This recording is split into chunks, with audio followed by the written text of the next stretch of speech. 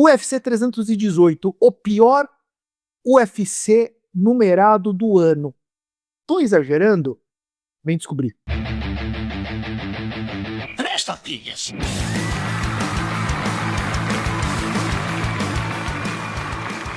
Cavaleiros e Brutamontes, donzelas e desdonzeladas, que UFC numerado é esse? Contem pra mim.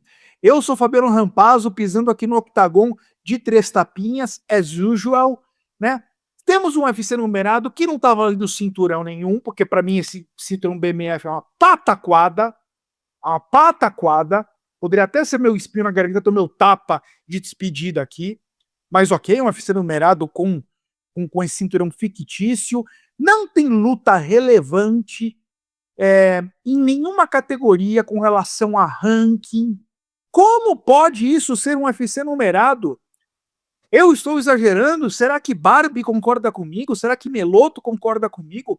Será que eu sou muito exigente? Você que está vindo pelo Spotify é sempre muito bem-vindo, muito bem-vinda. Você que está vindo pelo YouTube, por favor, já deixe seu like, porque ele é muito importante pra gente. Deixa o like.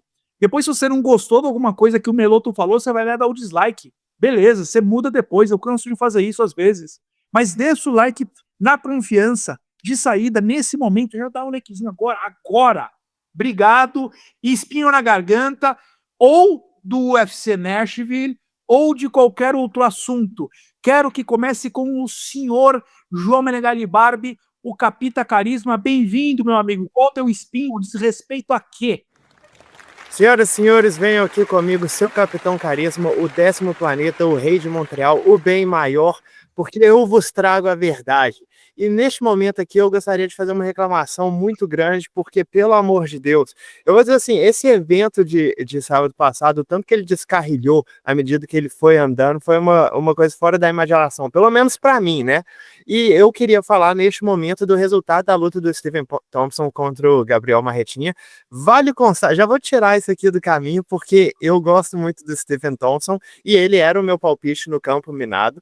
Tirando isso do caminho, eu achei que foi um resultado muito absurdo, mas muito ruim mesmo. Agora, longe de mim chegar aqui para vocês e querer fingir que foi uma luta absolutamente desnivelada, mas o critério tá aí para isso. E qual que é o critério? A cada 6 meses eles revisitam o critério, né? Eles falam, a gente está modificando aqui o critério para que, se você só segurar a posição, se você só tiver uma dominância de grappling, se você, sei lá, pegar as costas do adversário e não punir com socos, ou não colocar ele numa finalização, você não vai ser recompensado com pontuação. Tem algumas dessas modificações que, até para mim, elas são muito rigorosas, sabe? Porque eu fico pensando, se o cara chegou nas costas do adversário, a gente precisa pontuar. Mas, no geral, eles estão querendo promover, primeiro, atividade, mas segundo, dano.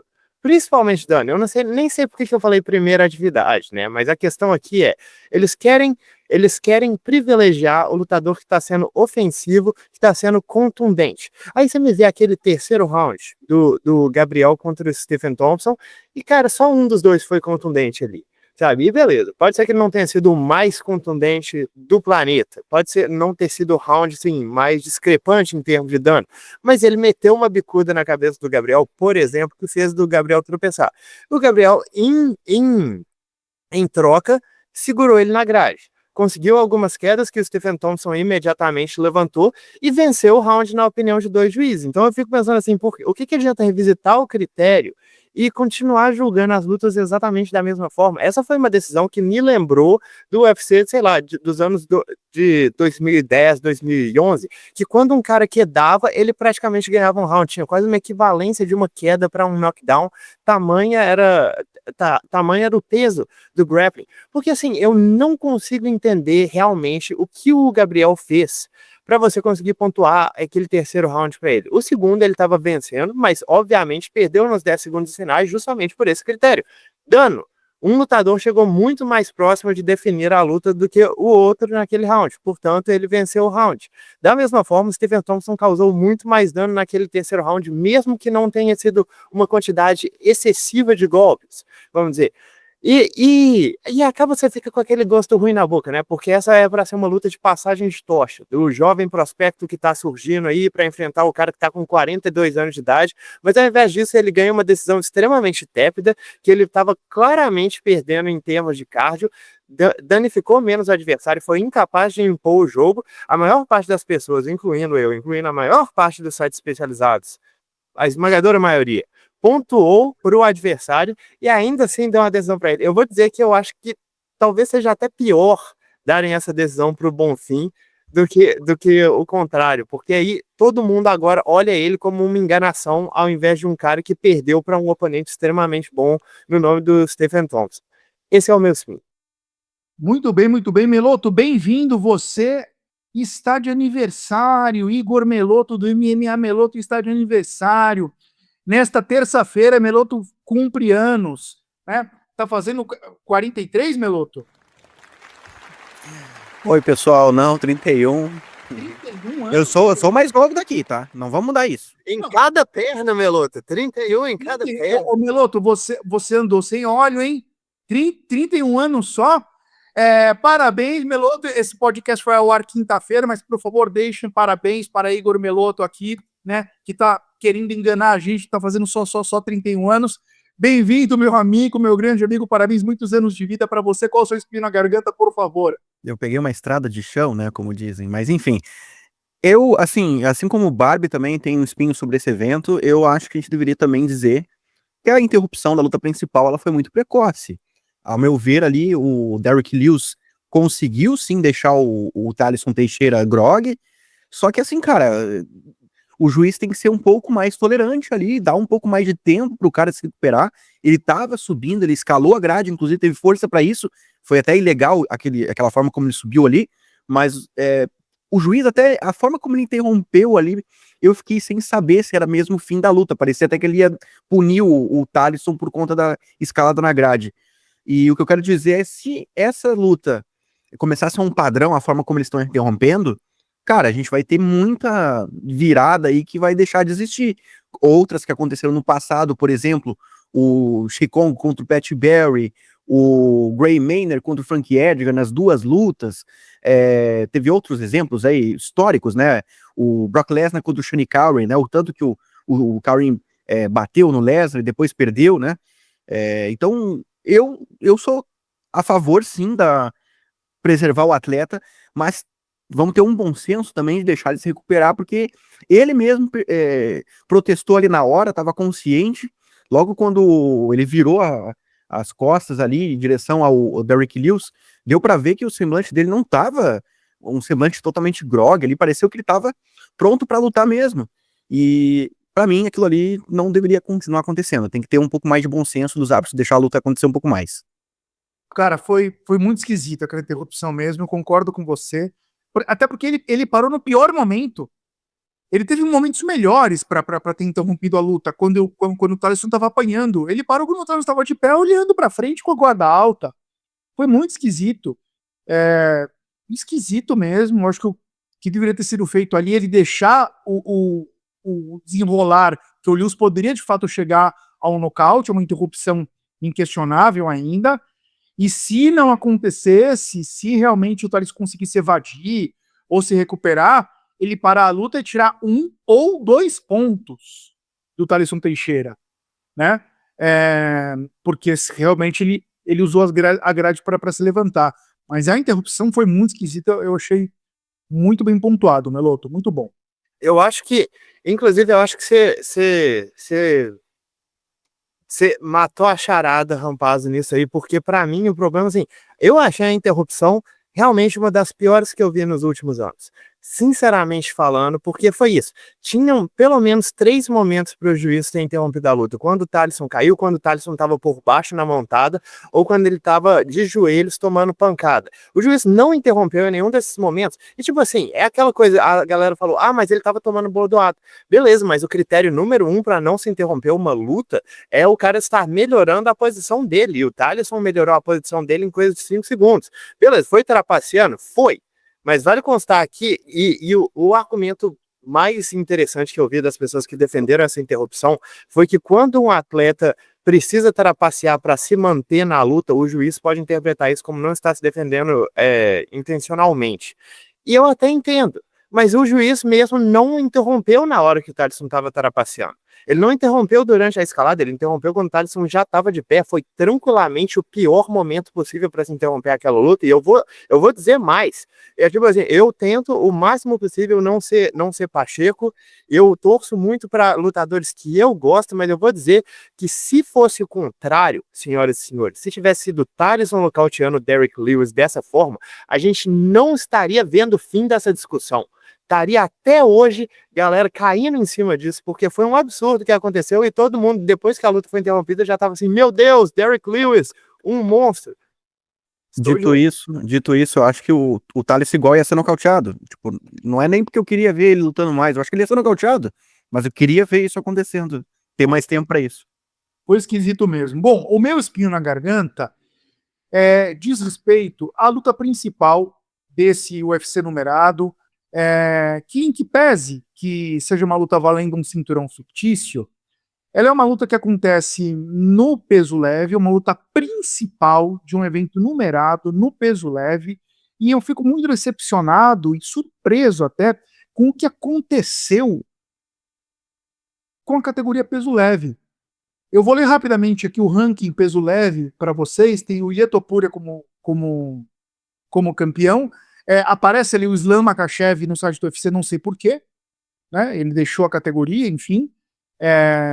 Tá na categoria de cima. Então você tem o Armand Sarukian, Charles do Bronx, Justin Gate, Max Holloway, Dustin Poirier, Dan Hooker, Matheus Granro, Beneil Dariush, Pat Pimblett, Fiziev, Moicano, Chandler, Benoit Saint-Denis e Grant Dawson. É uma categoria extremamente envelhecida, desgastada. Quem desses nomes, com exceção do Tsarukian, que é alguém que está sendo punido pelo UFC, com exceção quem desses nomes você realmente acredita, você, Brutamontes, você, Donzella, que venceria o Topuria, que faria uma luta sequer competitiva com o Topuria? E a gente tem uma luta de dois lutadores na sua reta final de carreira, um com a oficial última luta, uma luta de aposentadoria, num UFC numerado. Eu acho uma coisa surpreendente essa categoria que já foi, e acho que pelos números de lutadores que pertencem à categoria, ainda pode-se dizer que é a mais competitiva, mas o que aconteceu? Essa falta de renovação. Você tem o quê? Um Grant Dawson em 15º como alguém que pode, surpreender? Jura? É sério? Ou alguém acredita que o Pat Pimblett vai ser uma surpresa? Teve que vir um cara da categoria de baixo para trazer um revigor à categoria peso leve do UFC. Impressionante, né? A má fase que se encontra o UFC com a renovação das categorias, com a dificuldade de casamento de lutas competitivas. A gente tem um evento com lutas muito mal casadas, mismatches absurdos. Você vê as bolsas de apostas, tem umas 5 lutas que tá tipo 80-20%. Um card preliminar pífio, digno de dó, com exceção da última luta que encerra ele, que a gente já vai comentar isso. Enfim, má fase do UFC, má fase da categoria peso leve. Esse é o meu espinho na garganta. E só antes de pular para o UFC 318, quero lembrar que eu tinha dado nota 6 para o UFC Nashville como nota de corte, né, pelo card. Ou seja, se o card fosse uma exuberância, um espetáculo, uma perfeição, a nota seria 6. E a nota que eu dou para o evento é 5, porque foi um excelente evento. Lutas excitantes, interrupções surpreendentes, as lutas todas com muita emoção, um ótimo evento. Veja bem, se a nota de corte tivesse sido 10, o evento receberia nota 9. Então, ótima nota aí, nota 5 para o UFC Nashville, que tinha como nota de corte nota 6, como eu já repeti. Agora sim, o UFC 318, Holloway versus Poirier, e você está ouvindo ele, o malvado, sorrindo para Igor Meloto. Tá preparado, Meloto? Sim. Sim. Então vamos ver. Então vamos ver o Mr. Sim. Se você fosse o Dana White, Meloto, se o senhor fosse o Dana White, qual seria a luta principal desse UFC 318? Cara, considerando as opções aí que a gente tem, eu colocaria o Ankalaev pra defender esse cinturão. Tentaria fazer uma luta contra o Poatan, mas creio que ele não tá afim, né, ainda, né, o Poatan. Então eu ia buscar um outro contender ali. E ao meu ver, o cara que mais tem esse merecimento hoje é o Carlos Ulberg. Então eu ia fazer Ankalaev contra o Ulberg pra até testar mesmo essa evolução aí do striking do Ankalaev, mais um striker para enfrentar. E assim, depois a gente vê daí o Poatan contra o vencedor, de repente, se o Carlos Ulberg ganhar, aí não tem o que fazer, vai ser Carlos Ulberg contra Poatan. Mas eu tentaria queimar esse cartucho aí mesmo, porque é uma luta que eu considero uma luta maior do que Poirier contra Holloway, né? Os dois já estão quase aí no fim de carreira mesmo. Eu também. Algo me diz que a gente é exceção, é minoria nesse voto, né? Talvez não em Três Tapinhas, porque a gente, né, o podcast ainda é muito pequeno, muito nichado, os brutamontes e donzelas que estão por aqui são mais raízes mesmo, talvez tendam até a concordar mais com a gente, mas se você expande para uma audiência maior aí, do diretaço, do sexto round, geral discordaria da gente, opinião um pouco impopular, mas eu estaria muito mais empolgado para assistir Ankalaev e Carlos Ulberg do que Poirier e Holloway, mas sem dúvidas. Quer comentar alguma coisa, Barbie, ou tá preparado para receber sua pergunta do malvado? Vem pra cima, irmão. Então ele tá sorrindo para você, e aí é o seguinte, Cora. De verdade, Barbie. O Borrachinha flopou. A gente pode afirmar isso, cara. O Borrachinha flopou no UFC, flopou na carreira. Ele nos iludiu em algum momento de que era um lutador excitante, que derrubava mundos. Ele me enganou, Barbie, ou eu tô exagerando? Senhoras e senhores, como vocês sabem, flopou é uma palavra que não existe na língua portuguesa, é um anglicismo, portanto, eu acho, mas como está sendo amplamente adotada, eu acho que a gente deveria colocar ela no dicionário e com uma foto do Borrachinha lá, sabe? Porque não existe uma definição melhor para essa palavra do que a carreira do Borrachinha.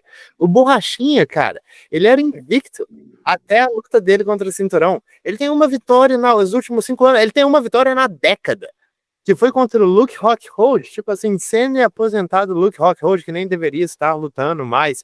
Fora isso, a inatividade, as falhas na balança, os problemas que ele teve em relação a doping. Problema não, né? Ele é bom em passar nesses testes, sendo bem honesto mesmo. Mas o Borrachinha, cara, eu tinha a impressão que eu achava que ele perderia contra Israel. Eu achava. Vocês podem ver os vídeos de 6 anos atrás, vocês vão ver que eu estava apostando no Israel. Mas eu achava que o Borrachinha teria uma carreira ilustre depois dessa luta. É impressionante o que aconteceu com esse cara. É impressionante mesmo, sabe? Porque você ter duas vitórias. Vamos pegar as últimas 2 vitórias do Borrachinha. Uma contra o Luke Rockhold, que não só aposentou, mas voltou para luta competir no boxe sem luvas, perdeu, já aposentou de novo. A outra contra o Yoel Romero. Yoel Romero em 2019, cara. Isso já faz tanto tempo. É insano. O Borrachinha não tem uma vitória sobre um lutador que está presentemente no plantel do UFC. Eu nem entendo como é que ele é ranqueado. Eu honestamente não entendo. Eu acho que deveria ter um limite para esse tipo de palhaçada, porque beleza, eu entendo que o que ele fez aí, ele estava competindo contra a galera de alto nível, mas se você não consegue entregar um mínimo de resultado, é surreal que ele ainda consiga se manter dentro desse ranking. É absolutamente surreal. Fala comigo. Barbie, eu vou mais longe, cara. Porque esquece resultado. Você esquece, olha o que eu tô falando, hein? Deixe de lado o resultado. O Borrachinha não entrega sequer entretenimento. Essa é uma falácia que paira sobre o mundo do MMA de que o Borrachinha faz lutas excitantes. Eu vejo todos os produtores de conteúdo, colegas nossos aqui no YouTube, não porque o Borrachinha, eu gosto de ver as lutas deles. Mentira, cara! Você não gosta de ver as lutas dele, você tá enganado. Você tem uma lembrança, alguma coisa maluca na tua cabeça de 6 anos atrás. A última luta excitante que o Borrachinha fez foi contra o Yoel Romero em 2019, como você pontuou. Depois disso, ele teve uma luta em que ele não performou contra o Adesanya, ele teve uma luta sonolenta contra o Marvin Vettori, ele teve uma luta incompetente contra o Luke Rockhold, ele teve uma luta sonolenta contra o Robert Whittaker e mais sonolenta ainda contra o Sean Strickland. Ele não é um cara que entrega entretenimento. Ele não se expõe, ele não vai pra cima. Eu não sei de onde existe essa ideia associada a Borrachinha a entretenimento, que isso não acontece há 6 anos. Para além dos resultados, eu estou dizendo, hein?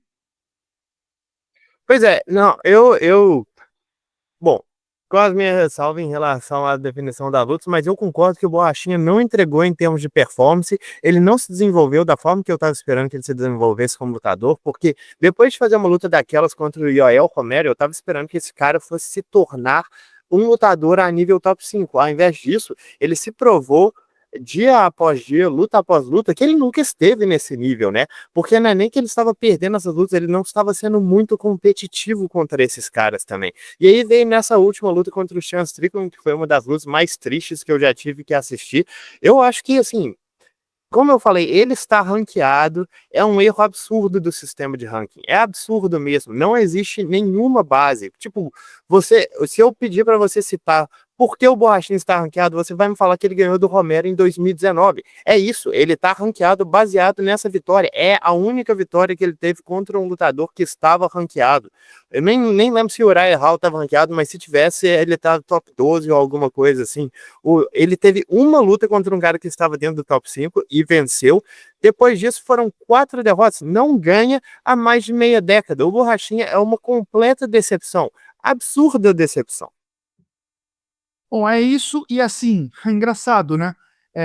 Este não é um podcast que odeia o Borrachinha, tá? Ninguém aqui é hater do Borrachinha.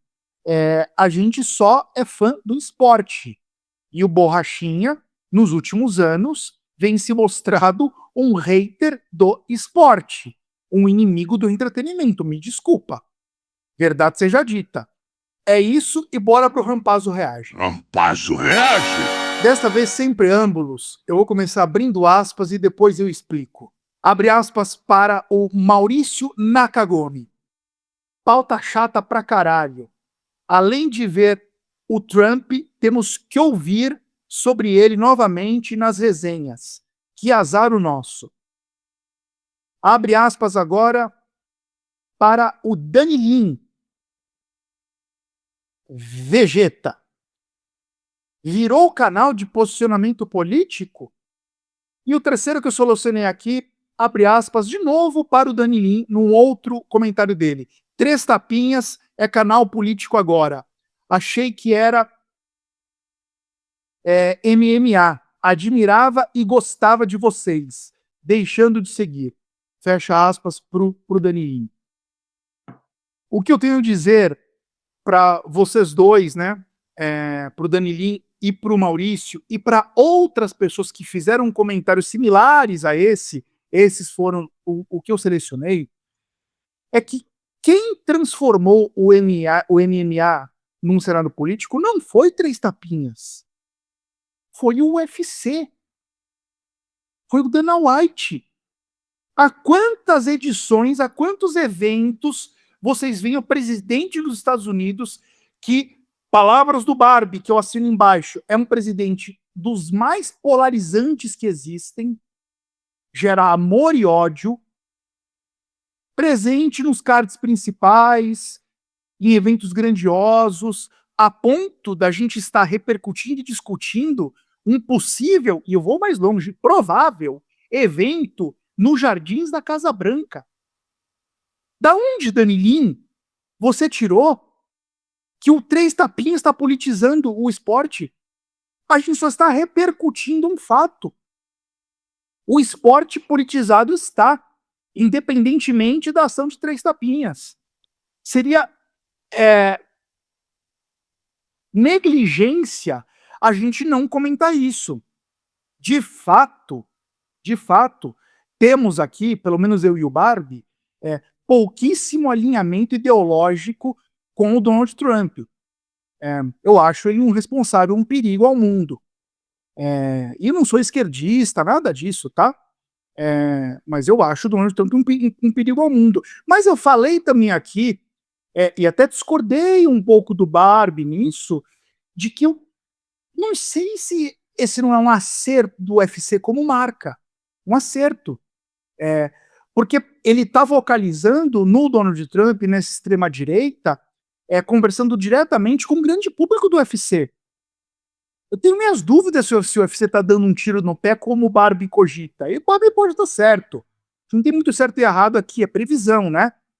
Mas eu tenho minhas dúvidas. Eu realmente acho que o UFC tem mais a ganhar do que a perder com essa parceria. Sendo sincero, eu acho que se eu fosse o Dana White, talvez eu não fizesse diferente.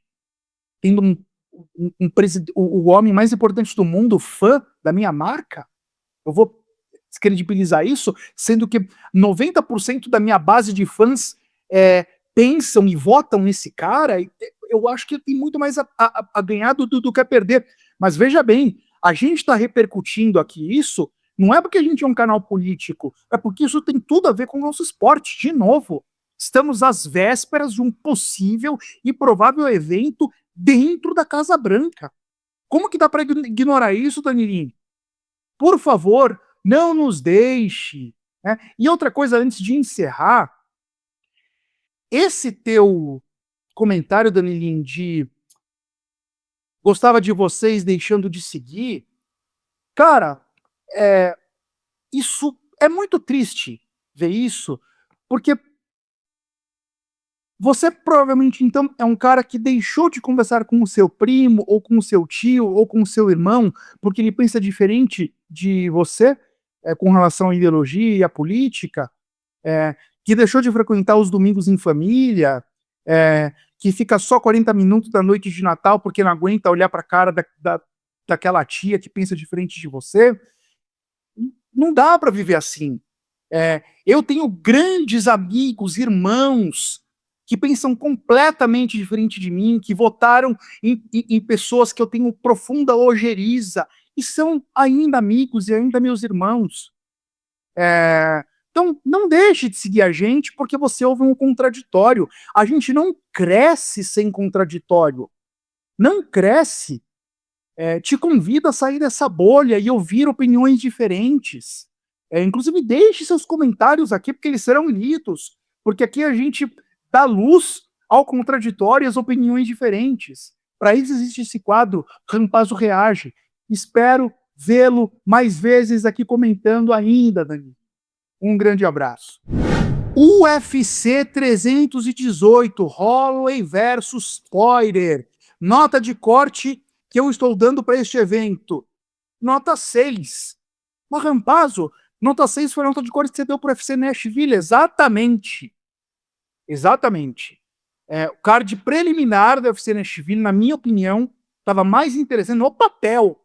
Não estou falando das lutas. No papel, mais interessante do que o card preliminar desse UFC numerado.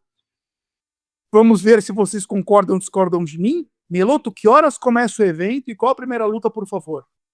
Bom, o evento está previsto para começar às 19h15 e a primeira luta é entre a Carly Giudice contra a Nicole Cagliari. Eu assisti as 2 últimas lutas de cada uma dessas atletas e o que eu posso dizer é que a Carly, ela vai usar a trocação dela, ela vem daquela escola da Joanna Jedrzejczyk, do Muay Thai, afiado, ela é bem esguia, magrinha, mas eu acho que o jogo ali casa melhor para ela vencer a Nicole. A Nicole, ela tem um problema de gás, ela é forte, só que ela luta plantado, e isso é bom para Carly. Então, ao meu ver, a Carly é a favorita aqui mesmo e vai ganhar essa luta aí. Acho que na decisão dos juízes mesmo. E na sequência, Meloto, contra o Bruno Ferreira, a gente tem um estreante no UFC, correto? Isso, é o Jackson McVeigh. Ele era para lutar num evento passado aí, mas houve um problema com o adversário dele. E aí foi remanejado para lutar contra o Bruno Huck, que iria enfrentar o Ikran Liskerov nesse evento, então uma luta remendada aí, mas ele é bem zebra, né? O Jackson McVeigh para essa luta nas casas de apostas, tá invicto, é um cara que fora do UFC tava arrebentando, nocauteando, finalizando, todo mundo que viesse pela frente, e até me estranhou essa diferença enorme de odds, né? 1-5, 1-6, quase aí. Só que o que acontece aqui, o olhar da águia, né? O Jackson, ele é muito lento, e aí eu acho que a velocidade do Bruno, o cara consegue circular no cage ali, e tem a mão pesada, e aí o Jackson, ele é um nocauteador nesse cara aí. Só que o problema dele é que ele se expõe quando vai encurtar a distância, ele é bem grande, né? E o Bruno é bem pequeno, vai ter uma diferença grande de altura aí. Só que aí eu acho que a mão do Bruno vai entrar antes da mão do Jackson. E aí nós vamos ver o Jackson aí sendo bem testado aí. Dessa vez ele vai, não sei se ele vai ter tanta facilidade como ele tinha aí nessas lutas fora do UFC. E na sequência, Melo? Depois, a gente tem o Ryan Spann em mais uma luta aí na jornada dele nos pesos pesados, só que dessa vez ele vai pegar uma das piores, um dos piores atletas da divisão atualmente, que é o Lucas Bresky. Aqui é a mão pesada do Spann que deve prevalecer. O Lucas é um cara bem vulnerável, é um cara que não tem ele não oferece tanto perigo em pé. Ele ganhou do Walter Walker aí recentemente, mas muito mais por demérito do Walter, que cansou rápido. Aí tá talvez uma arma que ele pode acabar utilizando, de exaurir um pouco o Ryan Spann, aguentar um pouco aquela tempestade no início, mas eu acho que ele não vai ser capaz de fazer isso, pelo menos ele não tá sendo, né? E o Ryan Spann acho que vai nocautear ele ali com aquela mão pesada dele. E depois a gente tem o Jimmy Crute enfrentando o Marcin Pratino. Eu falei muito mal do Lucas Bresky, né, que é um dos piores atletas dos pesos pesados, e eu falo mesmo do Marcin Pratino, o polonês dos meio pesados, que pra mim, ele é muito ruim tecnicamente, ele é atabalhoado, ele lança mata-cobra, golpes à sorte pra ver se pega, às vezes consegue enfrentar aí lutadores piores do que ele e acaba vencendo, ou até por conta do seu cardio, que nesse aspecto ele é bom, só que aqui ele vai enfrentar um cara que é bem mais técnico. Na última luta, lutou muito bem contra o Rodolfo Bellato, o primeiro round ali foi quase um 10-8 a favor do Crute, e eu acho difícil o Martin conseguir vencer essa luta aqui. Eu fico com o Crute por conta desse talento dele maior, pode ser que no gás, no final ele perca um pouco, mas acho que ele vai causar danos até chegar no fim. Seguindo aqui, Barbie, temos o Adam Fugic contra o Islam Dulatov. E aí?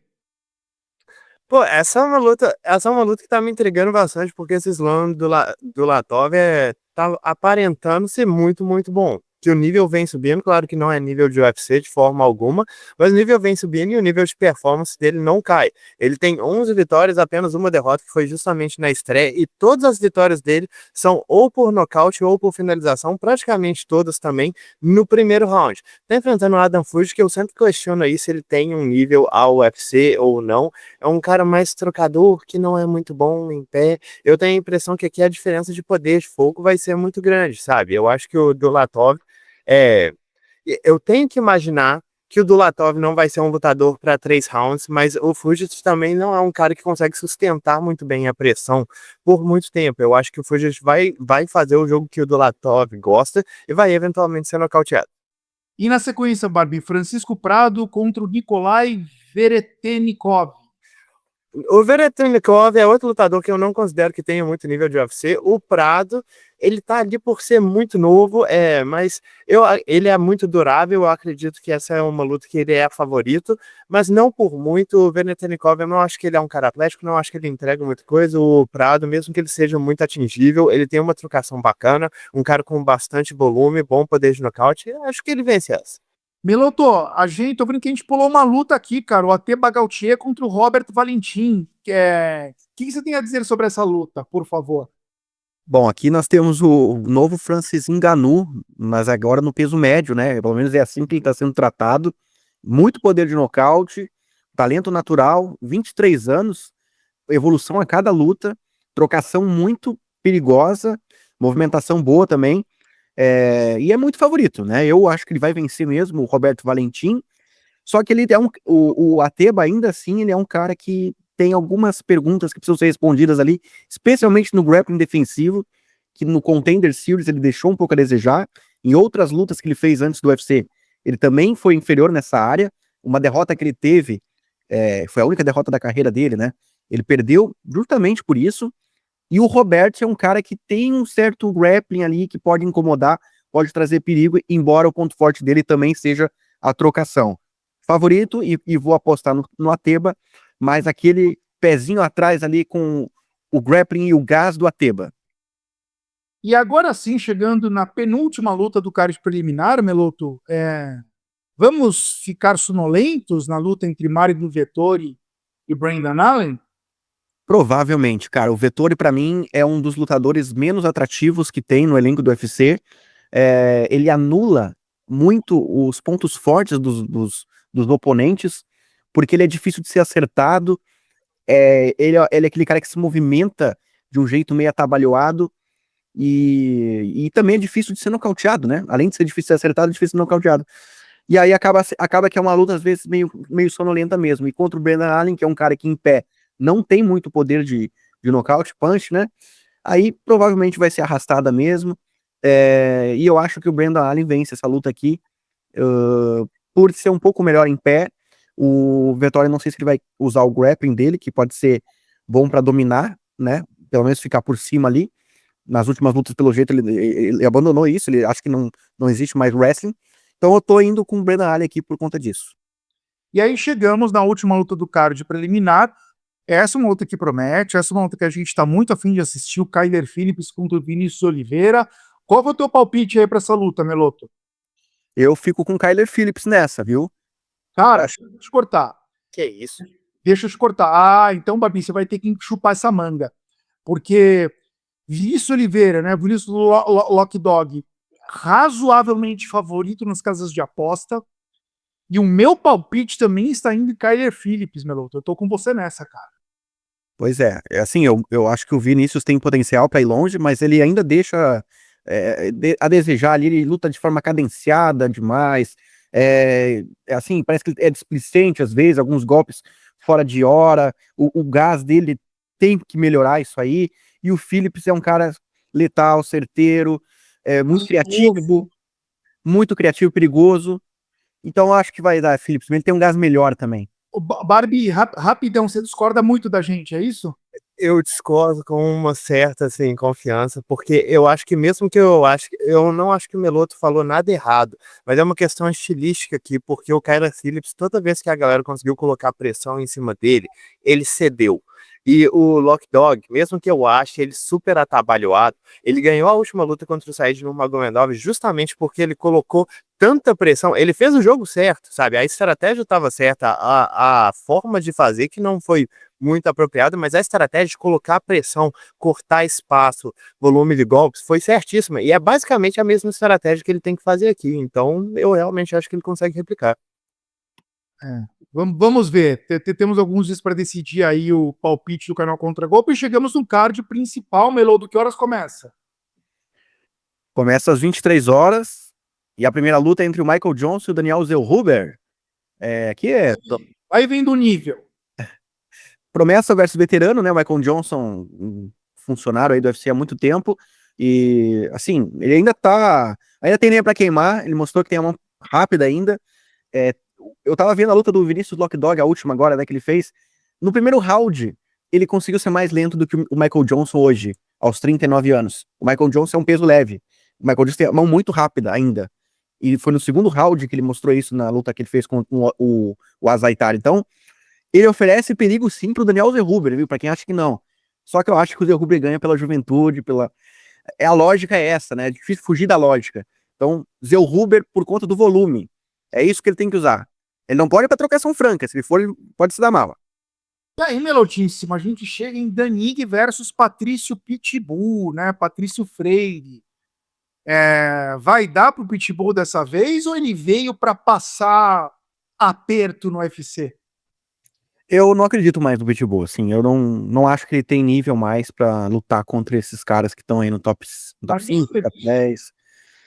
Cara, é que não. No Danig, O Daig é melhor que o Shihiro Suzuki. O Shihiro Suzuki nocauteou o Pitbull, sabe? Então fica difícil confiar no Pitbull, no queixo dele, na absorção de golpes. Aqui talvez a galera vai achar que eu tô falando bobagem, porque naquela luta lá contra o Suzuki, o Pitbull pegou a luta faltando 2 dias, parece, mas Fez o Galo, né? isso não foi no peso leve, eu acho. Enfim, não lembro agora.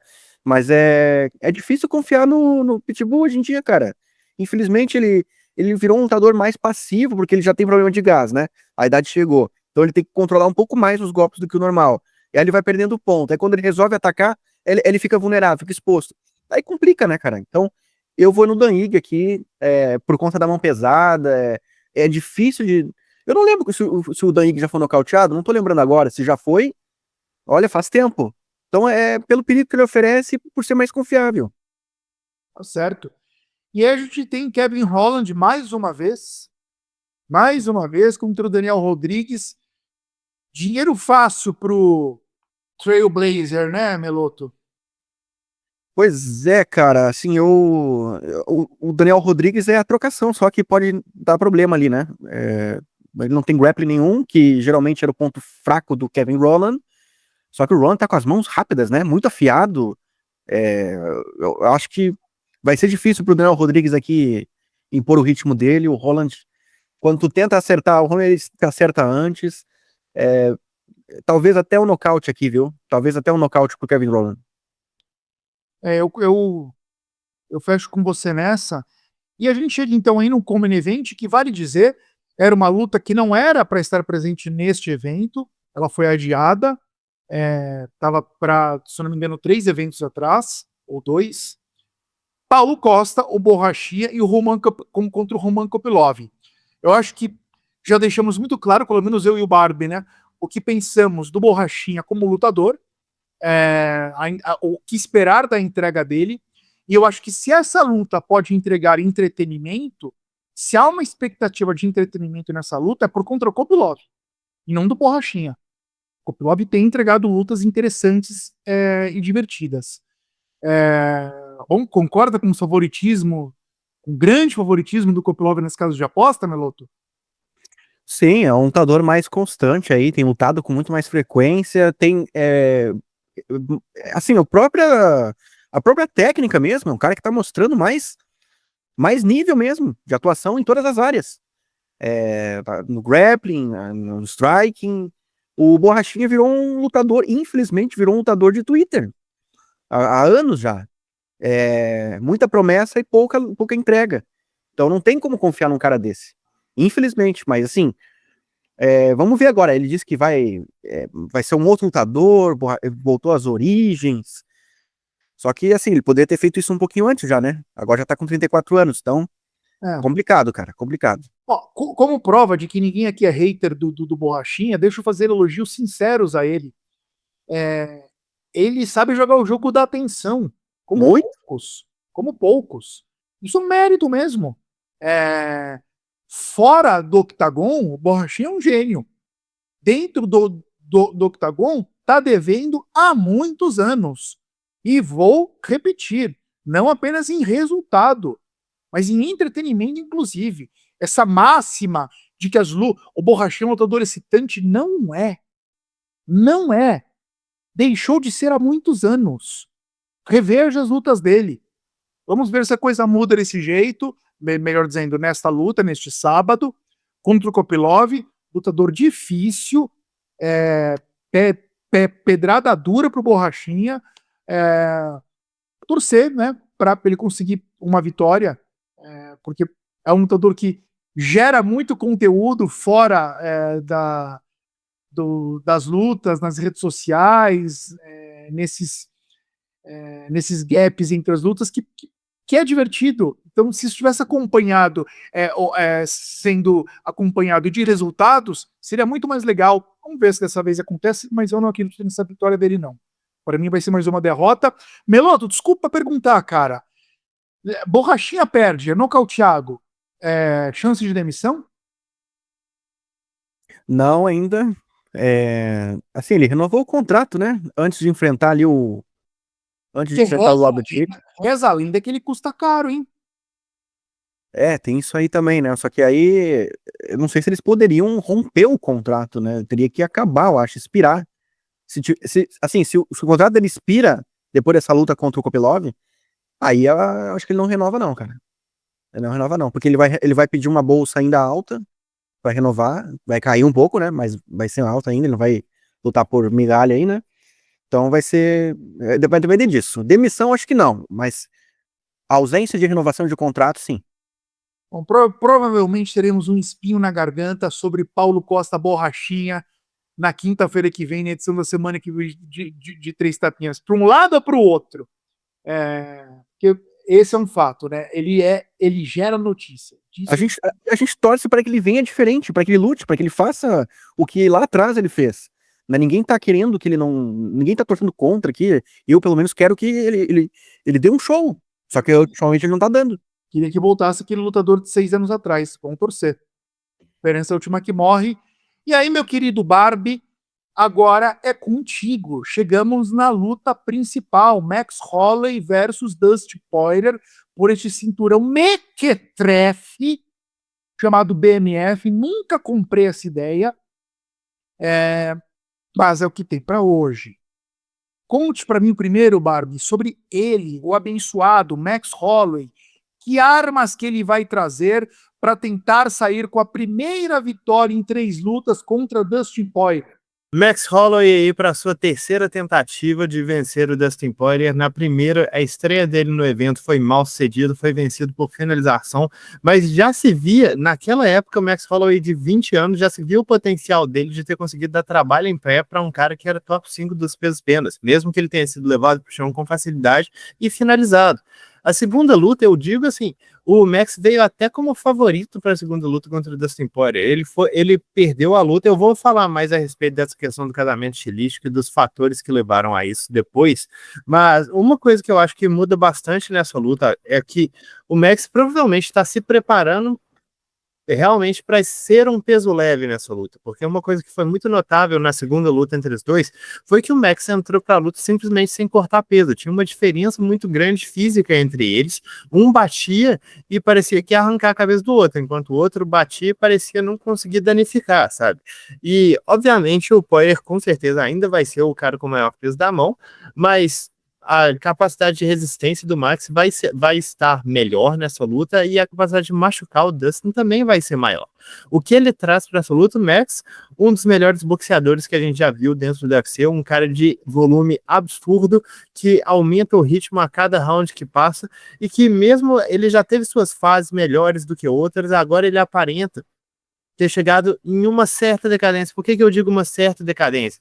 É que eu acho que fisicamente ele já não está mais no auge.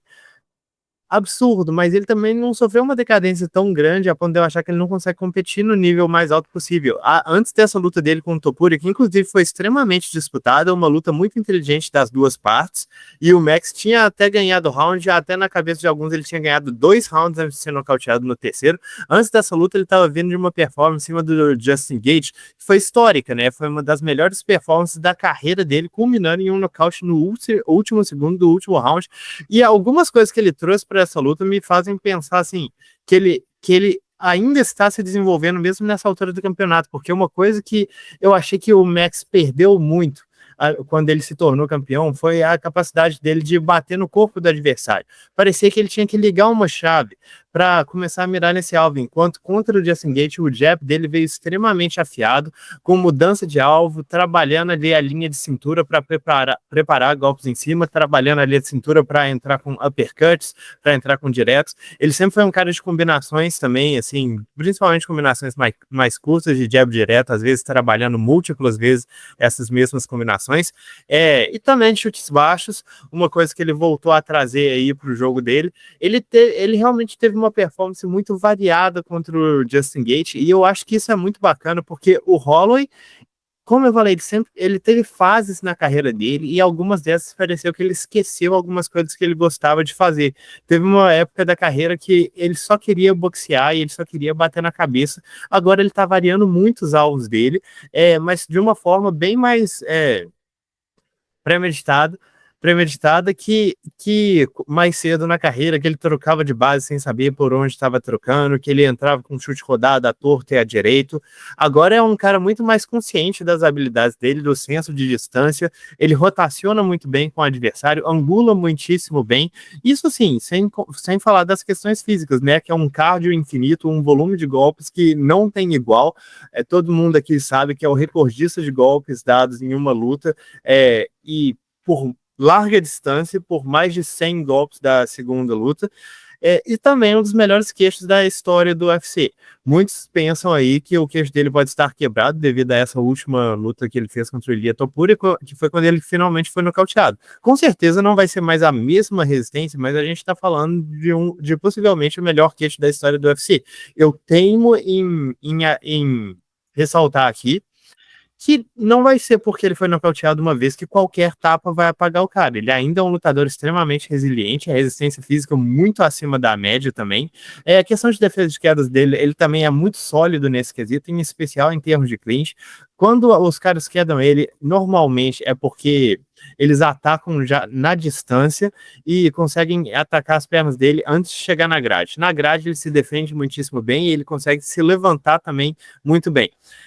Eu acho que essas são algumas das armas que ele vai estar trazendo, essa manipulação de distância, principalmente questão de jab, combinações mais curtas. Não é um cara de grande poder, é um cara de alto volume que trabalha com essa pressão, com esse aumento a partir dos rounds, e que se consegue uma definição é mais pelo final, com um acúmulo de golpes dados no adversário. Que o cardio infinito, muito rápido, longo também, não é um cara... É um cara alto, mesmo para a categoria dos leves, mesmo subindo agora. E é bem isso. Eu acho que é difícil você descrever em uma questão só oral quais são todas as características que ele traz no boxe, porque o jogo dele é extremamente complexo. Eu não diria que ele é um cara muito defensivo, pelo contrário, eu acho que ele toma muitos golpes bestas, mas em uma luta, é aquela coisa, se você tá acertando seu adversário com 3 vezes mais golpe que ele tá te acertando, você ainda tá na frente, e o Max Holloway segue bastante esse princípio, um dos melhores lutadores que a gente já viu na categoria dos pesos penas, e um dos lutadores mais empolgantes de se assistir. Ok, capitão, ok. Do outro lado, a gente tem o Diamante. Última luta na carreira. Será que se ele dá um show contra o Max Holloway, será que ele para mesmo? Isso é assunto para outro momento, Meloto. Barbie, Dustin Poirier, 6º colocado no ranking peso leve ainda. Última luta na carreira. Tá desmotivado, não tá? Vai lutar na cidade dele. Tem esse cinturão que o Rampazzo não gosta, mas os Estados Unidos adora, né? Então, ele deve estar muito motivado para sair com um cinturão BNF na parede, deve chegar nos cascos, é um lutador que não mostrou uma grande desaceleração, né? A gente viu uma luta competitiva dele contra o Islam. Quais as armas que o Poirier vai trazer para manter a escrita e quebrar a banca, porque ele está, para minha surpresa, como zebra. Não é hora de você falar o palpite ainda, Barbie, mas que armas que o Poirier vai trazer para carimbar um 3-0 contra o Holloway? Então, existe uma frase que o Max Holloway disse na segunda luta entre eles, que eu acho que define muito bem o que o Poirier traz para essa terceira luta e o que ele traz em geral contra os adversários, que em determinado momento, no intervalo de algum round ali na segunda luta, o Holloway sentou no banco do corner e falou pro treinador dele: ele tá bloqueando esquisito. E eu acho que isso define muito como que foi o progresso do Poirier, a evolução dele na categoria dos leves. Como eu falei anteriormente, o Holloway entrou como favorito contra o Poirier na segunda luta entre eles. E tipo assim, o Holloway, claro, estava vindo de uma sequência incrível, campeão dos penas e tal, querendo conquistar o segundo cinturão. Mas o Poirier também estava vindo de uma sequência muito boa. E eu lembro que, na época, eu não tinha pegado algumas das lutas do Poirier nessa sequência. E eu apostei com muita força no Holloway. Eu tava assim, eu acho o Poirier extremamente limitado em pé, eu acho que o Holloway vai descer o cacete nele. Aí chega, eu vejo o Poirier na luta com aquela defesa, colocando o ombro, colocando o cotovelo para se bloquear e se encolhendo, meio o que chamam de Philly Shell. E eu tava assim, da onde veio isso, cara? E foi isso, é uma defesa que, assim, não é uma defesa perfeita. Na verdade, essa defesa tem muitos buracos, ela tem que ser combinada com outras coisas, mas é um bloqueio difícil de você passar com golpes limpos, sabe? É uma questão, assim, de conforto da média para curta distância, e é isso que define essa ressurgência do Poirier na categoria dos legs, porque quando ele estava nos penas, ele era um ótimo grappler, que tinha mão muito pesada, mas não era um cara que tinha uma trocação muito bacana, tanto que quando ele foi lutar contra o Conor McGregor a primeira vez, a ideia é, ele não tem absolutamente nada a entregar pro Conor. Na segunda luta entre os dois, a gente já tinha muito mais expectativa do que ele poderia fazer, ele inclusive venceu, em pé, sabe? E essa defesa dele é uma defesa pouco ortodoxa. Você precisa estar com os olhos abertos o tempo todo, você precisa se movimentar, você não pode simplesmente ficar estacionário com essa defesa, não é como se fosse uma guarda alta que você está protegendo todos os lados e tentando deixar o mínimo de brechas possível. Não, você está tentando proteger, mas ao mesmo tempo ter a oportunidade de contra-atacar, e é isso que o Poirier faz muito bem, né? Porque você levanta o braço, bom, no caso dele é o contrário, porque ele é canhoto, né? Você levanta o ombro aqui, protegendo o queixo, coloca o cotovelo para o adversário não conseguir chegar no clinch ou se aproximar demais, coloca a mão aqui para proteger o outro lado da cabeça. E aqui é fácil de você entrar com um gancho de direita ou direto de esquerda, que são os contragolpes que o Poirier prefere e faz muitíssimo bem. E é um cara também de combinações, é um cara desse que sente o cheiro do sangue e consegue perseguir o adversário até terminar a luta. Mão extremamente pesada para a categoria, bons chutes baixos, trabalha bem golpes no corpo, mas não é uma coisa que ele valoriza demais, sabe?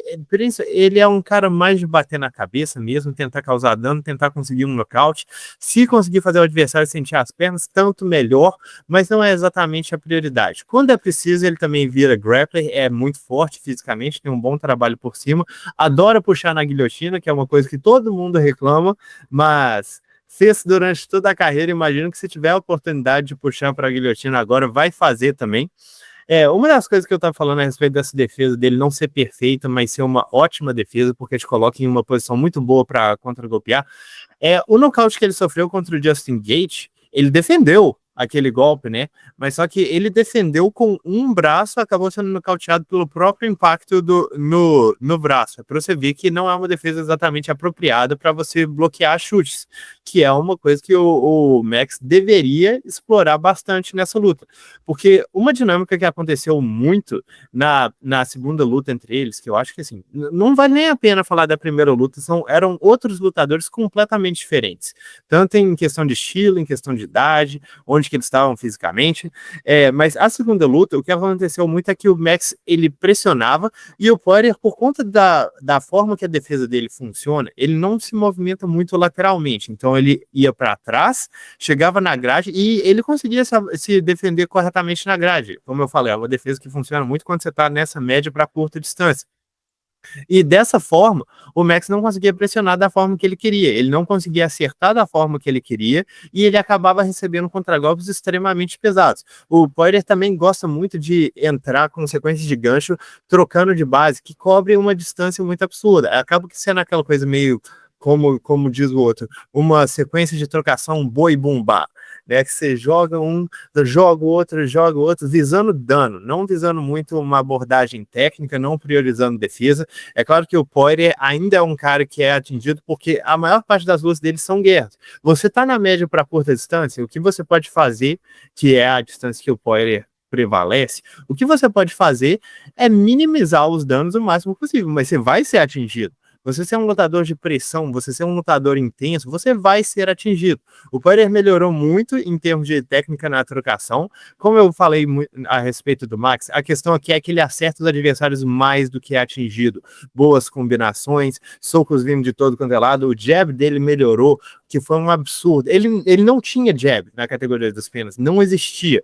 Virou um jab excelente, realmente excelente. Mas agora, o que vale constar é que eu falei um pouco aqui da decadência física do Max, eu acho que a do Poirier, mesmo que ele continue sendo um lutador do mais alto nível, eu acho que a decadência dele é um pouco mais pronunciada, sabe? Porque eu acredito que ele não se mova mais com a mesma velocidade. Eu acho que ele não tem os reflexos da mesma forma, sabe? A luta dele contra o Islam foi uma excelente luta, mas também deixou muito claro ali que o Poirier não estava conseguindo competir em termos de velocidade na trocação ali. E ele, claro, um trocador muito superior, e por conta disso ele inclusive conseguiu ganhar rounds, mas a questão física ali era o que estava fazendo isso, não conseguia equilibrar essa luta em pé contra um trocador tecnicamente bem superior. Então, eu acho que ele traz muito isso. É uma defesa estranha, é uma defesa que é bem particular dele, colocando o cotovelo, se defendendo. Ela deixa uma abertura que, para mim, é uma coisa que eu espero que o Max explore bastante, que é justamente no corpo, né? Porque se levanta o cotovelo para bloquear o seu adversário. Toda essa área aqui tá seca para ser atingido, mas também o adversário tá pronto a te contra-golpear. Se você tentar acertar o corpo dele, você tá se expondo. Então, é uma defesa com seus prós, seus contras. O Poirier é um cara que bate muito pesado, que tem muita resiliência, que sabe o que fazer na hora que as coisas ficam complicadas, na hora da pressão. É um ótimo grappling também. Então é isso que eu acho que ele traz para a luta. Acho que eu consegui detalhar aqui no sistema e como que ele utiliza. Existiriam mais coisas a falar, mas, novamente, é complicado. E agora sim, Barbie. Agora o povo quer saber. Max Holloway versus Dustin Poirier pelo cinturão BMF que o Meloto ama. Quem vence essa luta? Então, o meu palpite, já vou deixar aqui de antemão, vai no Max Holloway. Eu acredito que mesmo com 2 derrotas aí para cima dele, eu acho que a preparação para essa luta vai ter sido um pouco mais específica, porque o que me passou a impressão na segunda é que o Holloway não só foi pego de surpresa pela diferença de peso e a diferença de poder de nocaute que existia entre eles, mas ele também foi pego de surpresa com um sistema defensivo do Poirier que ele parecia não estar preparado, sabe? Eu imagino que o Holloway vai estar mais preparado para esse tipo de coisa, e eu acredito que existem muitas coisas a ser exploradas. O Poirier nunca defendeu bem chutes baixos, o Poirier fica com o corpo bem aberto quando ele defende dessa forma, e aquele é um alvo muito bacana, né? Ainda mais que você é um lutador de pressão, um lutador intenso como o Holloway é um lutador de volume. Você conseguir atacar o corpo do adversário com muita frequência vai fazer ele se desgastar bastante e perder um pouco dessa pujança que o Poirier tem. Claro que ainda existe muito risco aí, né? Eventualmente esses caras vão entrar na curta distância, trocar a pancada, e o Poirier é o que bate mais pesado. Ele já demonstrou a capacidade de machucar o Holloway algumas vezes. A questão aqui, para mim, é que eu acho que o Holloway vai estar mais bem preparado para esse impacto, e também o Poirier não vai ter a mesma velocidade que ele tinha antes. Eu acho que ele priorizou muito a questão de grappling para o campo dele da luta contra o Islam. Eu imagino que ele esteja treinando muito rigorosamente para essa luta, porque é a última luta dele, mas eu acho que existiu aí uma queda no rendimento dele na luta de trocação. Também posso dizer um pouco da mesma coisa do Max. Eu acho que eles ainda estão lutando no nível mais alto possível que a gente pode assistir no MMA, e eu espero muito que essa luta seja uma guerra, mas eu acho que a questão de variedade do Holloway, a variedade dos alvos dele, trabalhando com jabs no corpo e jabs na cabeça, o Poirier vai ter que colocar o próprio jab dele em prática, que foi uma arma muito funcional na segunda luta. Eu acho que a questão para mim aqui é que não existe um motivo que o Holloway precise pressionar, no sentido que ele não precisa se colocar na distância o tempo todo.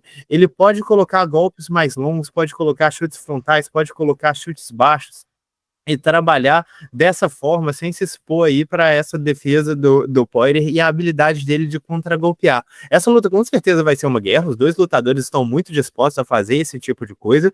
O que eu estou imaginando aqui é que o Holloway vai pontuar, talvez um pouco menos nos primeiros rounds, mas ele vai acertar mais o corpo e vai começar a criar mais oportunidades a partir para os próximos, trabalhando golpes no corpo, trabalhando mais combinações.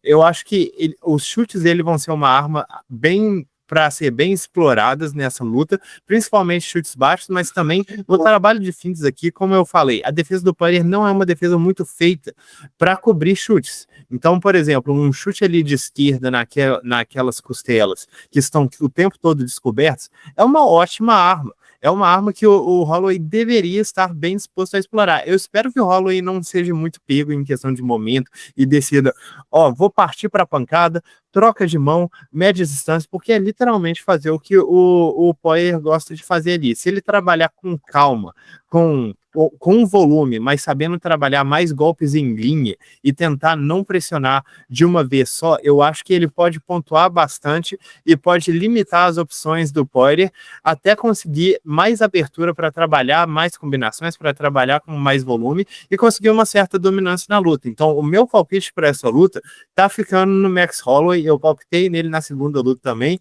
Tô querendo que pelo menos uma vitória aqui o time consiga. Cavaleiros e Brutamontes, donzelas e desdonzeladas, venho por meio deste comunicar-lhes que Sua Excelência, ó João Menegali Barba e Capitão Carisma, teve que nos deixar no meio do programa aqui, porque teve uma emergência artística. O Barbie é o nosso artista aqui, foi para um show, foi fazer música, foi produzir arte e colorir os ouvidos dos canadenses. Então vamos seguir aqui daqui até o final, apenas eu e o Meloto. Meloto, chegamos no campo minado. Então a gente vai aqui dizer qual é o campo minado do Barbie, não sem antes recapitular a pontuação do campo minado da edição passada. Eu, Rampazzo, fui de Walter Walker vencendo Kennedy Nzechukwu, pagando 2,75. Finalmente. E você, Melo? Eu fui Jake Matthews vencendo o Shinji Okuane, estava pagando 2,05. Também me dei bem. Também bateu. E o Barbie, que vem liderando o campo minado, foi de Stephen Thompson vencendo o Gabriel Bonfim. Entenderam o porquê do espinho na garganta dele? Né? Não, é mal perdedor. Errou, Barbie errou, mas ainda assim continua na frente no campo minado e, devo dizer, com larga vantagem. Ele não está aqui para ler o placar para a gente, na próxima ele lê, mas ele ainda está bem na frente. E vamos para o campo minado deste UFC 318 Holloway versus Poirier. Começando comigo, olha só, hein? Eu estou indo de Dustin Poirier vencendo Max Holloway, pagando 2,10. Palpite que estou considerando seguro, porque eu realmente acredito nisso. E o senhor, Melotíssimo? Bom, eu tô guloso. Vou de Albert Valentim vencendo o Ateba Gautier, tá pagando 5,0. É por conta da... Ainda não foi tão testado ainda o Gautier, então é bom, uma boa recompensa aí pelo risco que vai ter. Dois gulosinhos, né? Dois gulosinhos, você e o Barbie. O Barbie também tá indo aqui de Jackson McVie vencendo o Bruno Huck, pagando os mesmos 5,0. Então, por favor, que vocês errem, porque senão mesmo que eu acertar, eu vou ficar muito atrás. Pelo amor de Deus, muito gulosos os dois. E Meloto, chegamos na hora de embalar. Você tem tapinha de despedida, Melo? Tenho sim. O meu tapinha vai na cara dos envolvidos, que daí a gente tem que refletir. Talvez a culpa é de muitas pessoas. Pelo UFC Brasil, que foi anunciado aí, ou reportado pela mídia americana, que vai ser em outubro no Rio de Janeiro, mais um card Fight Night. E aí, ficamos mais um ano chupando o dedo. O Brasil mais uma vez sem receber um evento pay-per-view, um card bom. Provavelmente a gente vai ter uma luta lá, no máximo, né, de atração, assim, deixa eu ver. Um Caio Borralho, não, o Caio Borralho vai estar no UFC Paris. Mas vai ser um cara assim, né, que não vai ser um campeão. Não. O Poatan, há pouco tempo era campeão aí, não tivemos o Poatan defendendo um trono no Brasil. Eu acho isso muito lamentável, cara. A gente está sendo desprezado pelo UFC, e aí a culpa pode até não ser do UFC, pode ser do nosso país, que está péssimo em termos de econômico, pode ser dos fãs também, que no último pay-per-view que teve aqui, a gente não lotou a arena, não foi, né, na hora quando o Glover... Lotar a arena, não chegou perto de lotar, né? Não, e outra, quando tava lá o fim, no Glover lá, né, sendo, acho que foi o último evento, né, o Glover e o Jamal Hill, todo mundo saiu da arena lá, ou foi o Pantoja? Pô, agora até esqueci, Pantoja contra o Erceg, né? Foi o Pantoja e o Erceg o último. Tá certo, mas nos dois últimos pay-per-views aí, ó, a gente não foram eventos atrativos, os caras já não eram tão bons, e ainda por cima não teve um público bom, enfim. Uma coisa tá levando a outra e cada vez mais o UFC tá tendo menos interesse no nosso mercado. É uma pena. A gente não tem nem mais um canal grande, forte no Brasil para transmitir os eventos. Não digo esses de assinatura mesmo, né? Como o UFC Fight Pass transmite, assim como o Combate transmitia. Mas uma TV aberta ali, ou um canal no YouTube grande para mostrar algumas lutas, não as principais, mas algumas. Nem isso tem. Só o UFC Fight Pass. Então eu lamento muito esse momento que a gente tá vivendo nesse sentido aí.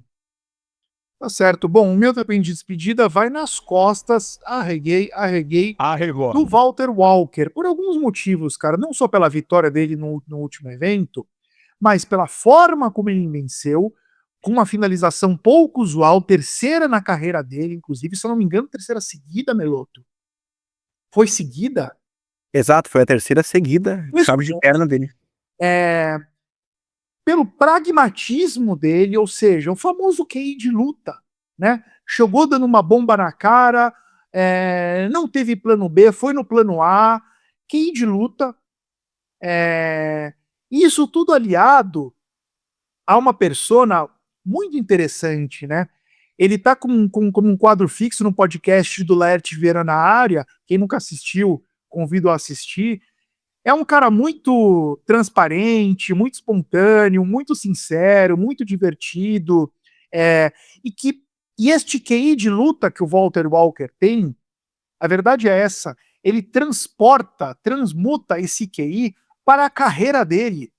Ele é um cara que não quer dar um passo maior que a perna, não quer dar voo de galinha, quer ir comendo pelas beiradas, sabe que ainda é muito jovem, sabe que tem muito a aprender.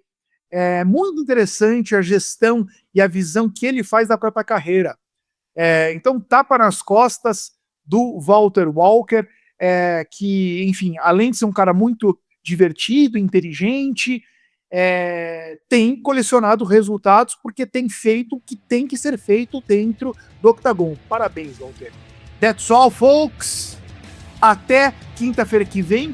Bom evento, que este evento me surpreenda, que eu vim aqui e dei uma nota 6 pro evento, que é a nota máxima que ele pode levar. E que tenhamos um ótimo sábado. Até quinta que vem. Um beijo. Presta, filhas.